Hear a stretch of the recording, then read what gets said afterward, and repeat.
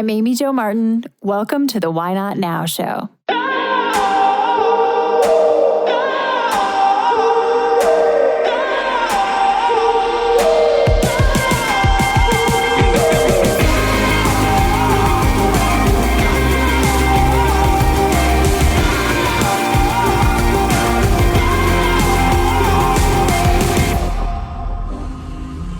You know that thing you've been thinking about doing? Yeah, that one. Why not now? Have you ever actually taken the time to ask yourself, what's stopping me? Let's talk it through. This is your chance to give that idea the attention it deserves and take action. Each episode, I have a chat with a fascinating person, from entrepreneurs to athletes, celebrities, my parents, rocket scientists, and all walks of life. We talk through a critical time when they've asked themselves, why not now? We dissect that day or even that moment, step by step. Just let go.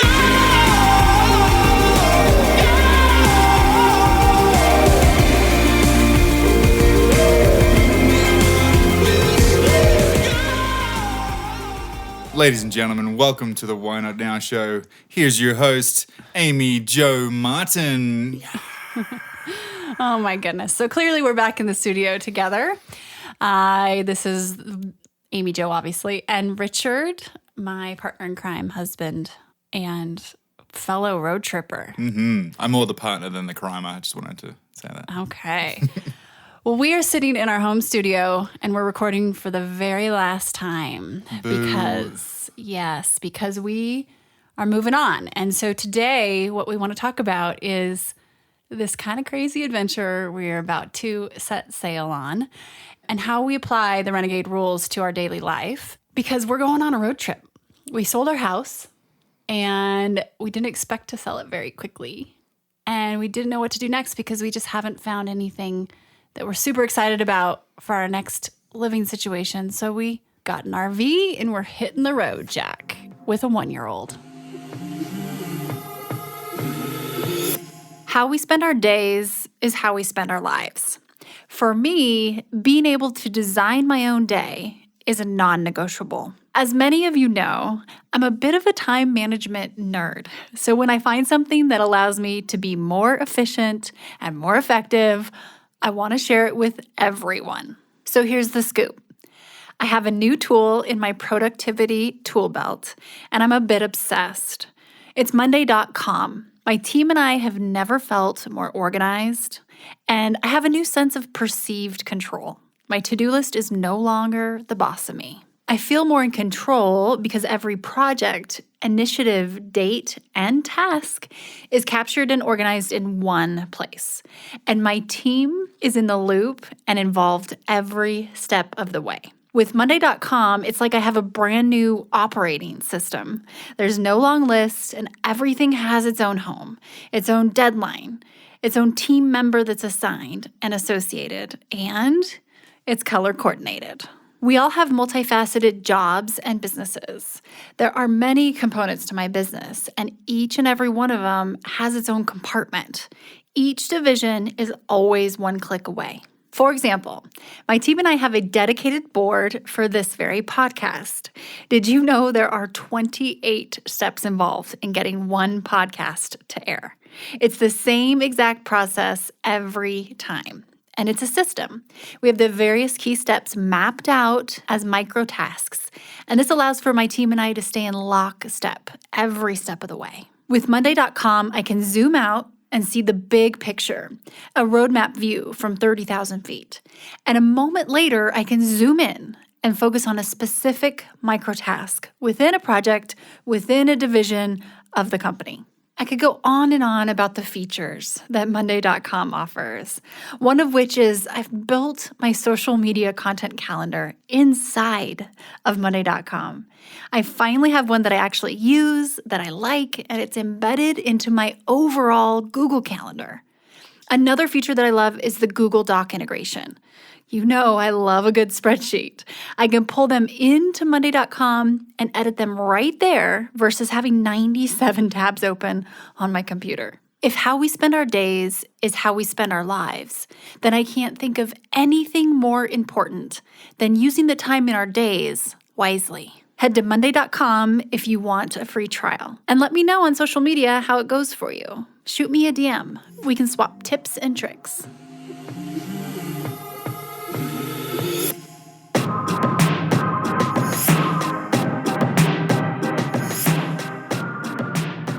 So how did this all happen, Richard? Well, there is many ways to approach it, but I think we should start with the rules and how that kind of happens. But we feel like we wanted to share this, because it's exciting and it's kind of happening in real time for us, and we're going to be sharing a little bit from the road as we go, and then you'll have some context as to kind of where it all began, and also just how we use the rules in our everyday life to make decisions, and just a little bit of proof of put our money where our mouth is, and just how easy it is to get in the habit of using these rules to make big and little decisions. And if you're new to the podcast and you haven't heard of the Renegade Rules before, these are 5 rules that I've been kind of accumulating over the last 20 years as I've been working with some of the biggest innovators in the world and really just monitoring how they get from idea to action, how they go from dreaming to doing. So this is a ton of data, not only 200 plus interviews, but also 20 years of work experience and life experience. And kind of being a renegade myself, I've used these over and over and over every day. And so we're going to go through them, but we're also going to kind of share our situation here. So as of this middle of this week, we don't have a home. We literally don't have an address anymore. And one of the things that happened is after, we sold our home, we weren't really expecting to sell it very quickly in the middle of a pandemic. And we found ourselves kind of not really excited about the options that we were seeing as far as, the next place, the next thing. Jokingly, we kind of said, well, what if we went on a road trip? And of course, like most things, it starts off as a small idea. And first it was going to be a 2-week, let's just go explore.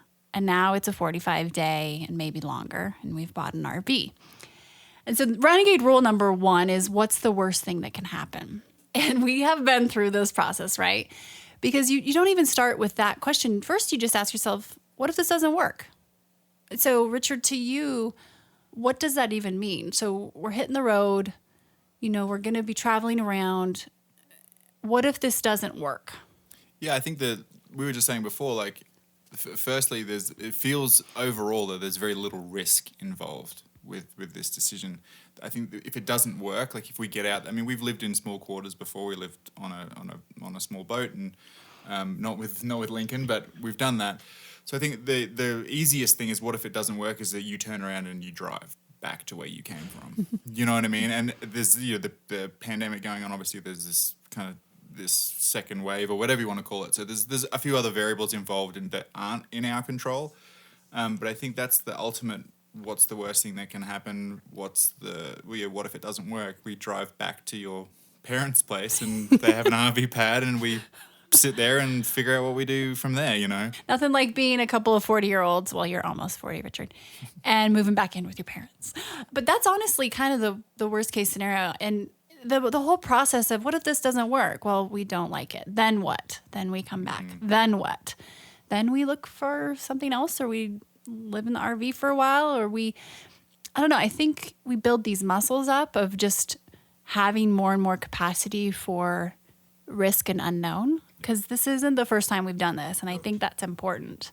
So you want to start small, right? You start building up this fear, bravery kind of bridge. And then the Renegade rule number 2 is, you don't give yourself an out, right? So if you want to take the island, you burn your boat, as Julius Caesar has said. And so what moment did you feel like our why not now moment actually happened? Yeah, I think there's a couple. The first one is, we were looking at some land, and we visited it about 97 times. We just drove our car down into this. We had a builder come out there. We had an internet person come out there. A realtor, she's probably really glad to see the back of us. But anyway, so we did that. We finally put in an offer. And we didn't even really, we were kind of Right. Yeah. I think this will lead into like the next rule, but we put in this offer and we're like, you know what, it doesn't kind of feel right. And then they countered back to us as we expected they would, and we're like, you know what, we're done. We're not interested. We're just going to leave it here. And I think that it was a really low offer too. By the way. well, And I mean, they countered pretty. we started low and they counted pretty well to sell it, right? So Yeah. we could have, it could have been in the ballpark. But anyway, I think that the point was that we said no at that moment, and we're like, you know what, that's not for us, and we made that decision, and we're like, we not seeing anything housing wise. We don't like any of the land we're seeing. We don't want to force it. That was the moment, and then from there, the secondary moment was like, as soon as we get an idea in our head, well, more so you than me, but we kind of roll with it, and it happens, and then we went and bought an RV. It's like, okay, well, we're doing it. Yeah, and I think what you said too, Richard, about forcing it was like this. It kept feeling like it was being forced. Mm-hmm. Any of this whole looking for homes and not seeing what we were looking for land, whatever, the whole vibe just felt forced. And so that's Renegade Rule number 4. We'll get to it, but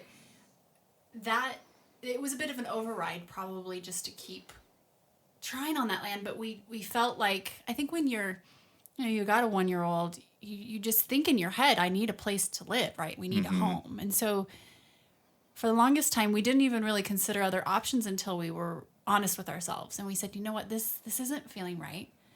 We're not ready to make a huge commitment and do something and override how we're really feeling. Yep.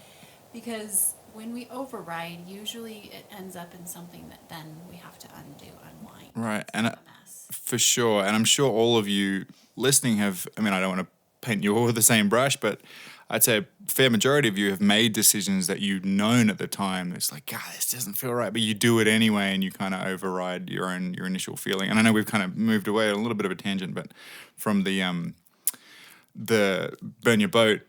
But I think it's relevant, right? For all these decisions that we make as humans in our daily life, there's a lot of them that we're like, some pan out, but oftentimes they don't. Right. Especially as big of a decision like this. It's like you want to start small with not overriding. And then these biggies, that's when overridings really snap back at you.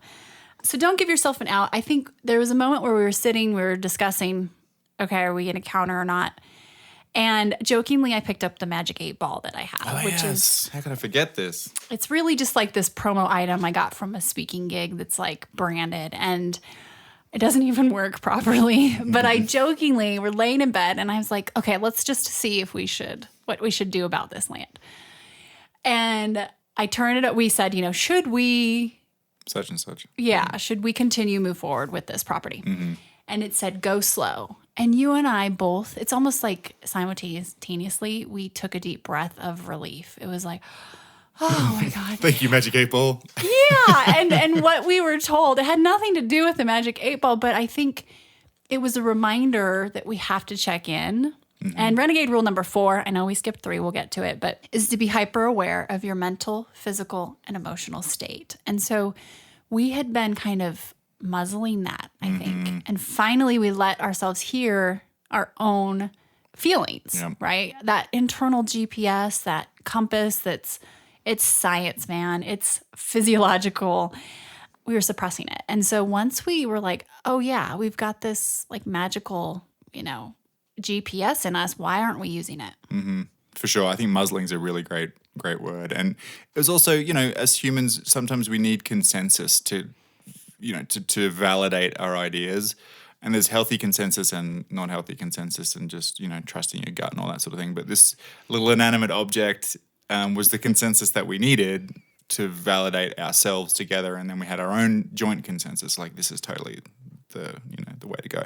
And by the way, I did get the Magic 8 Ball out again, but we'll wait to tell you about that in a second. Do you mind if I just add to going back to the burning your boat? One thing that you talk about a lot, and we said this on the show a lot, is sharing on social. And that's one thing you did do, is that you sort of committed to it on social. And that's one of the big things, whether it's a business idea or something you're doing, recreationally or whatever, committing to it in front of your own community online, in how that looks in a modern day term on social media. That's another thing that you did, and another thing that you can do, as we all can do, to commit to ideas, Yeah, that's such a good point, because we talk about that all the time. So accountability, and just when you share something with the world, there's something about the energy that then it comes back to you. And I knew once we started talking about our route, and I got the spreadsheet out, and we, of course, integrated the spreadsheet into Monday.com. But Oh, nicely done. but truly, I mean, we've used No, we that did, thing yeah. for, but we've got a lot to do and a lot of organization and process going on right now. But once we did that and we started mapping out our route, it's like the energy took over. I have felt like a different person since we made this change. I'm like getting tears in my eyes. It was instant. I'm surprised that these emotions are coming up, but I didn't realize how kind of stuck or just stagnant I was feeling. And then this thought of kind of releasing and shedding some of this weight, like physical mass weight, but also kind of mental. Oh, it's just been so exciting to plan this adventure. Right. And to give you listeners some context on that, one of the reasons we wanted to sell, we love our home and the area, but we have felt stuck for a while. And we have really weak internet. It's not just because of the internet, but we felt stuck for a while. So that feeling of getting unstuck and that wave of emotion that Amy mentions there, we both felt it, and it was instant. It's like when we know that we'd made the right decision, it was huge. So like using that, Renegade Rule number 4 and number 5 as well, it kind of speaks into that. Yes. I think we've skipped 3 altogether. But yes. Okay, so just as a reminder, first we asked, okay, what's the worst thing that can happen here? And first asked, of course, what if this doesn't work? And I do want to at the end talk about our fears a little bit because of course they're there. Number 2, don't give yourself an out. Share it on social. Start looking at RVs, and at that point, like we were all in. We didn't counter offer on that land, so on and so forth. Number 3. Leverage adversity. Okay, so this is a biggie because there is a stretch, we had about 45 days between, almost 2 months between, final accepted offer and closing. And this was like a no man's land where I think we just, for a few weeks there, we were starting to get a little panicky, desperate mode because we weren't seeing anything, we wanted. And talk about adverse, there was a sense of just forcing things. For sure. And we're in a pandemic. We don't have a place to live in a couple weeks. And I mean, yes, worst thing that can happen, we can go stay with my parents. And they're amazing too for letting us do that. Yes. And thankfully they have room and space. And I mean, we've got 2 dogs and it's just this whole, it was adverse, I can say. Yeah. After the period of time, we did feel ourselves, not panic buying, but like looking at rentals that we wouldn't, didn't suit the family, but we were considering them, and then potentially getting into mortgages when we don't want it's silly things. Like you just question everything, and it got to a point where it was very desperate and very adverse, and it sounds dramatic. But in the context of this season of our life, like I know there's a lot of things going on in the world, and you can relate this to any different aspect or challenge that you're going through as a person. But for us, this was the adverse part of what we were experiencing. Yeah, something not going the way right. that you'd like for it, and it's adversity. It's a challenge. Yeah. And leveraging adversity doesn't just mean putting on a positive attitude. So when we finally leveraged it and used it as a springboard. This was a complete reframe. This adversity became a huge asset. Like I have friends right now saying, you just seem like a different person now that you've made this decision. And so we really just flipped it and reframed. So that's what we mean by leveraging adversity. And usually adversity pops up in our lives in the form of our health, our finances, our relationships, our careers, those types of things. So that's where you can kind of look, what's not kind of going the right way here, and what could I reframe? So this was a complete turn the situation upside down. Okay, Renegade Rule number 4, which we touched on, being hyper aware of your mental, physical, and emotional state. I think about kind of just energy and how we really do feed off of each other. So I'm hyper aware of yours and mine, and you're hyper aware of mine and yours. And then Lincoln takes on both, and so do the dogs, but yeah. Of course. And this doesn't mean trying to control it. It just means when you are aware, that's knowledge that then you can make shifts from. Like Bruce Lee said, self-awareness leads to self-actualization, right? So when we would talk about different ideas, I know that I really tune into what's my body intelligence saying? Do I get chills? Does my heart start racing? Do I feel really down and heavy? What's the mental talk? Like, what's the self-talk saying? That's so important to listen to. And then we can inform our next move, right? Yeah, agreed. I totally agree. I mean, I don't have sort of much to add to that. I think it's all very the same in that respect. And when we acknowledge those feelings is when we make breakthroughs. Right, right. And by not acknowledging them, that's when we end up doing things we don't want to do. I think that's it, to put it in very basic terms, right? Yep. Overriding. And also, like I said, I think I've just felt really, I don't know, maybe you'd say a low level depression or something. And I think a lot of people feel this way during this time of, crazy, unprecedented season.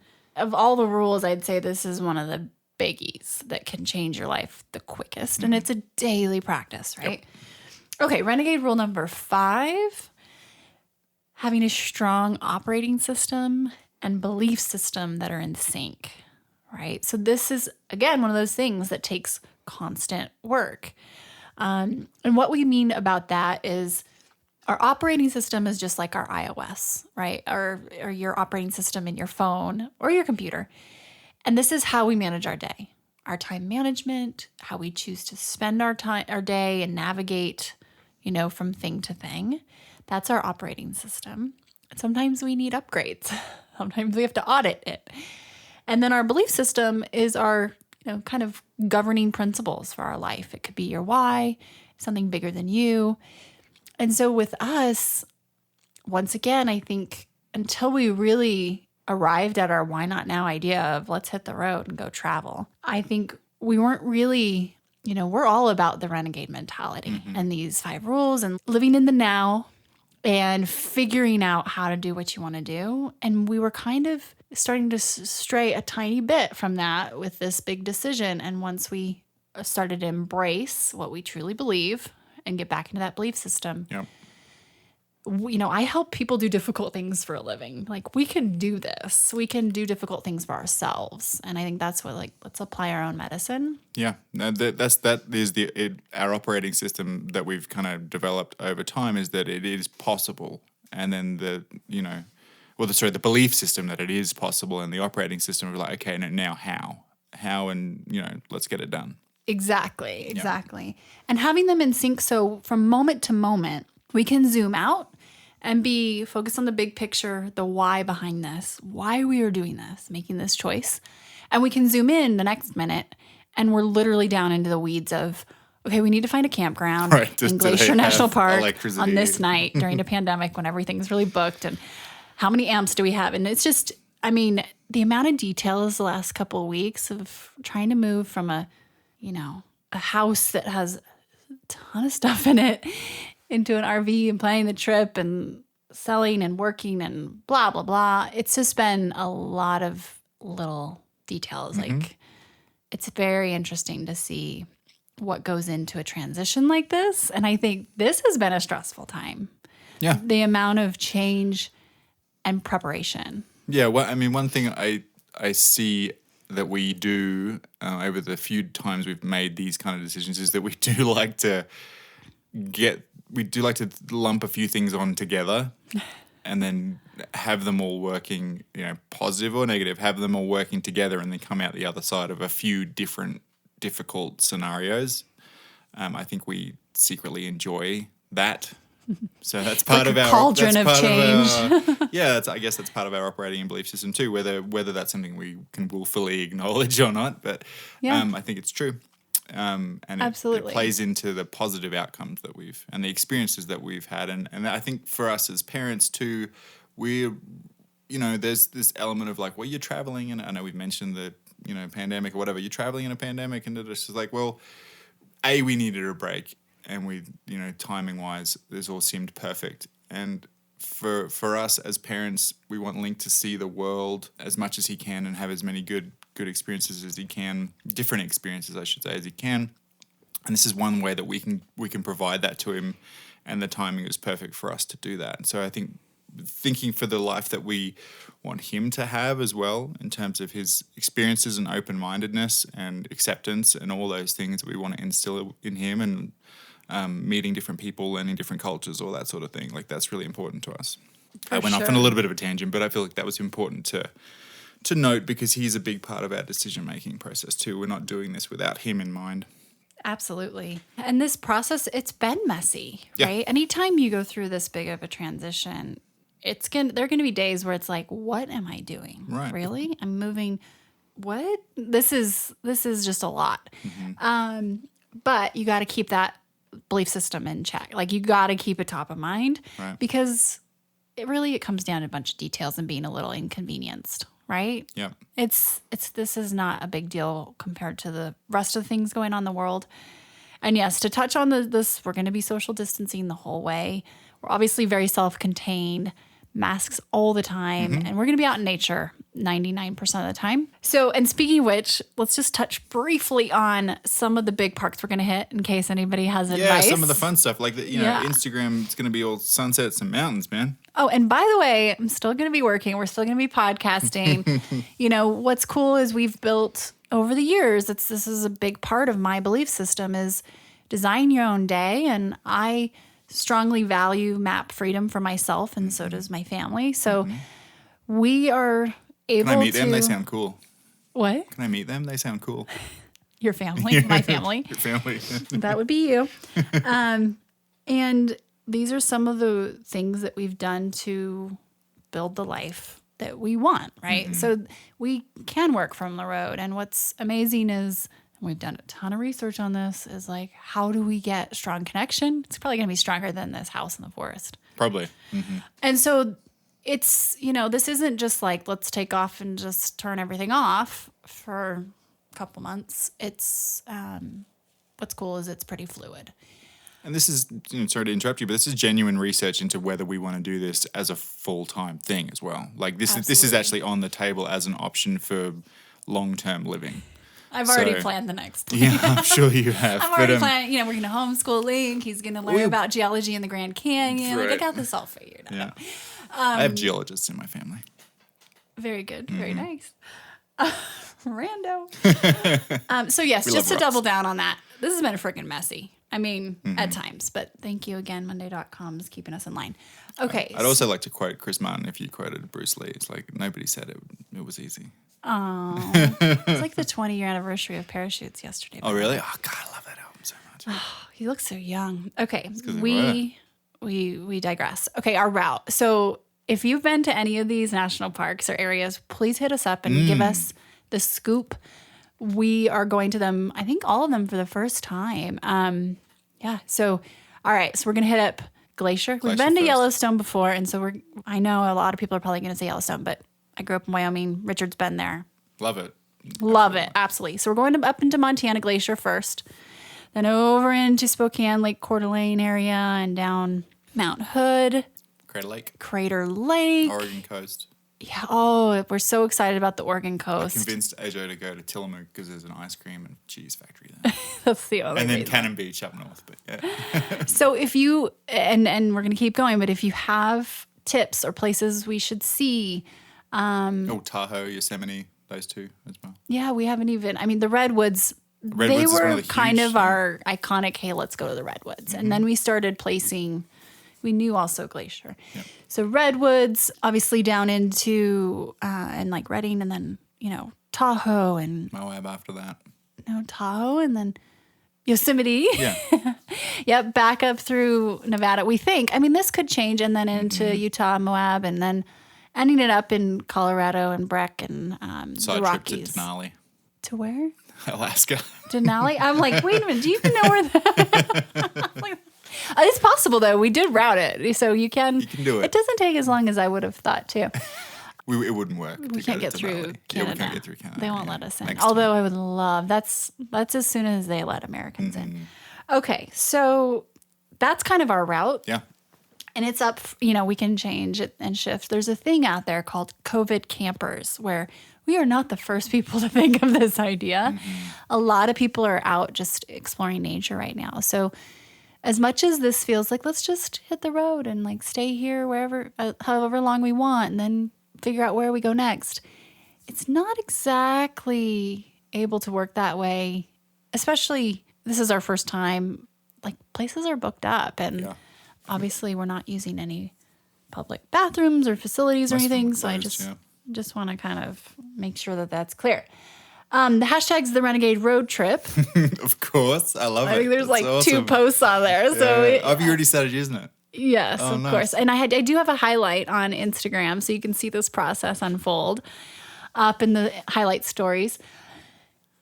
And I guess I'd love to we can recap the rules, but I'd love to hear from you, Richard. Like, what are your biggest fears with this trip, even if they're small, big ones? Yeah, for me, I think one of the it's the functionality of it. So like backing in the trailer and driving the trailer. I think those are the things for me that I don't have a lot of experience towing.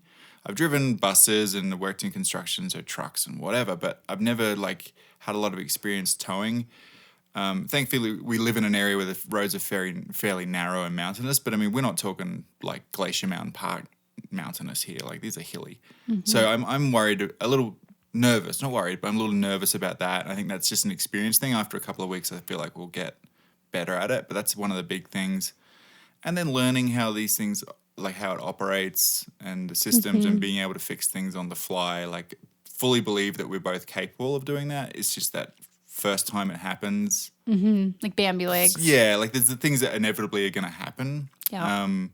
Same. Those those are the things for me. And then I just like keep thinking about the tanks. Right. What if we jack up the tanks and we don't? figure it out. I mean, everything's fixable, and I'm sure like the sort of boat community that we lived in, I feel as if campers and RV folks would be quite happy to help if we required some assistance, you know? Yeah. And vice versa, we'd be more than happy to help people too. So I think that's one of the biggest things for me is like the operational side of things. Yeah. Yeah. I'm not worried about much else, and just like keeping Link occupied, and we'll learn pretty quickly what his tolerances are for like hiking and car trips. You know, we've done some long trips with him, but yeah. he's at an age now where he's like getting a little bit more fidgety than he would be in the back of the car. So those are probably my big things. Yeah. And where's my guitar going to go? I haven't figured that out Where yet. is it going to go? It's coming. Maybe on the but roof. I don't know. Maybe on the roof. What about you?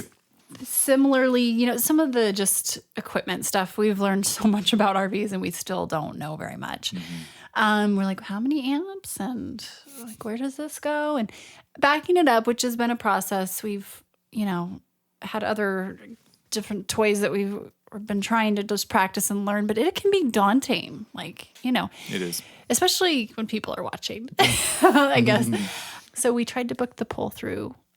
A lot of pull throughs in the beginning, but I know we can figure that. I actually enjoy a challenge like that. I think it's kind of You're fun. great at it though. Ajo could back in a trailer for the US at the Olympics if that was a sport. She is excellent at it. Yeah. Thank you.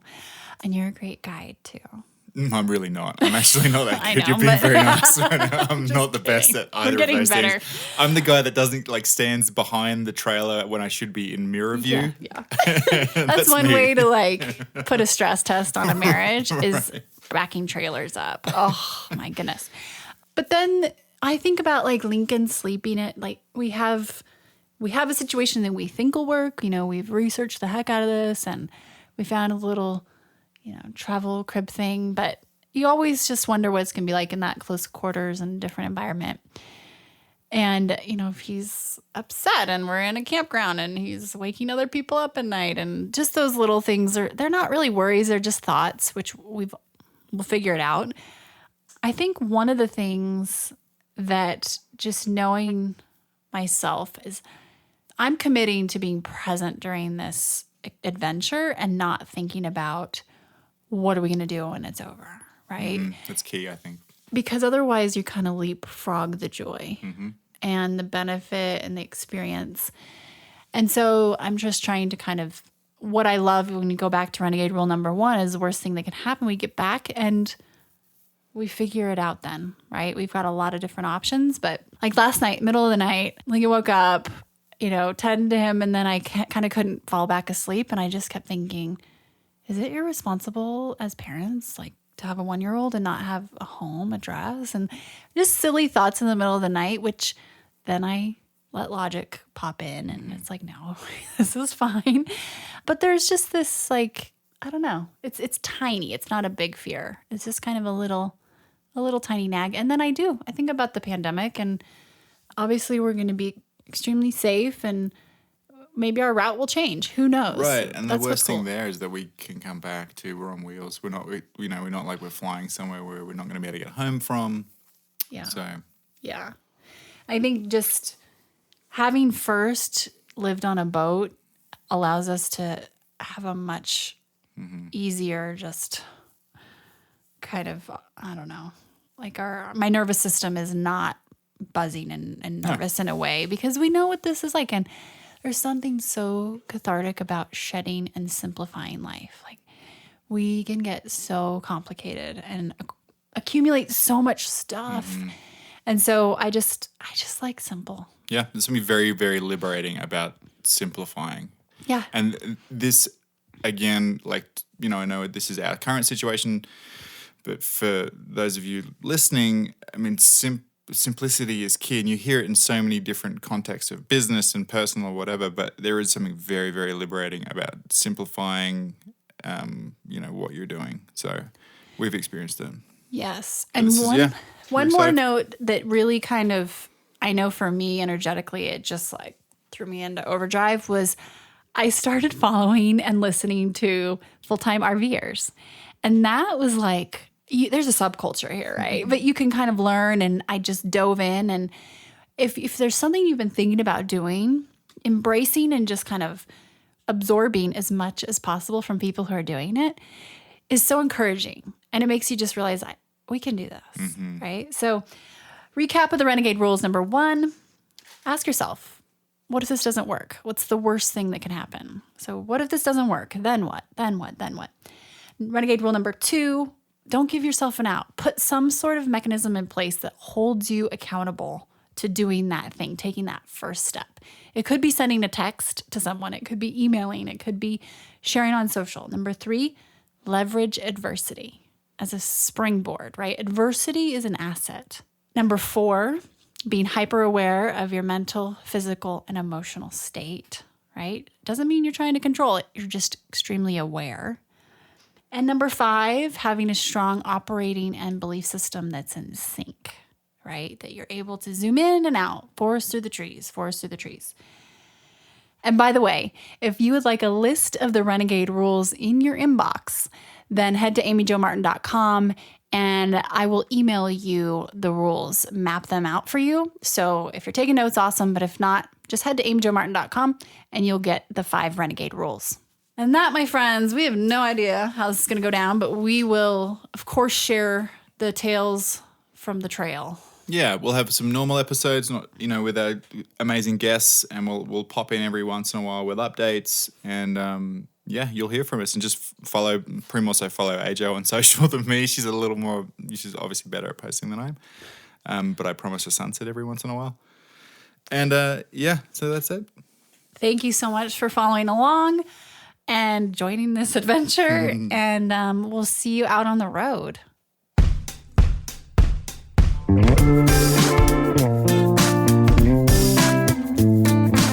Hey everyone, thanks for listening to the show. Hit me up on social media to let me know what you think. I'm at Amy Jo Martin on Twitter, Facebook, Instagram, and LinkedIn. And I want to hear your Why Not Now moments so I can share them on the show. Just send me a note to whynotnow@amyjomartin.com. For show notes and other offers, you can visit amyjomartin.com/whynotnow. And while you're there, don't forget to sign up for my email newsletter for exclusive content and announcements. A big thanks to Rock Salt Music for all of the tunes by the talented John Coggins. And of course, a hat tip to Richard Brewer for editing and producing the show. I'll see you next time, and until then, why not now?